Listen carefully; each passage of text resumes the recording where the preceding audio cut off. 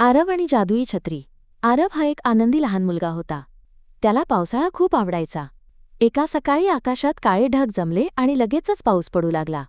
आरवने आपली जुनी निळी छत्री घेतली आणि बाहेर पडला. तो पाण्यात उड्या मारत आनंदाने खेळत होता. अचानक आरवच्या छत्रीतून चमचमीत प्रकाश निघू लागला. हॅलो आरव, छत्री हळूच बोलली. आरव आश्चर्याने म्हणाला, अरे तू बोलतेस? छत्री म्हणाली, हो, मी त्या मुलांना मदत करते जे दयाळू आणि धाडसी असतात. रस्त्यात आरवला एक लहान पिल्लू थरथरताना दिसले आणि एक आजोबा पावसात भिजत होते. आरवने सर्वांना आपल्या छत्री खाली घेतले. तो ज्यावेळी कोणाला मदत करत होता त्यावेळी छत्री आणखी उजळून चमकत होती. पाऊस थांबताच आकाशात एक सुंदर इंद्रधनुष्य उमटले. छत्री म्हणाली, तू माझा वापर चांगुलपणासाठी केला. हीच माझी खरी जादू आहे. हळूहळू छत्रीचा प्रकाश कमी झाला आणि ती पुन्हा साधी झाली. आरव आनंदाने हसला.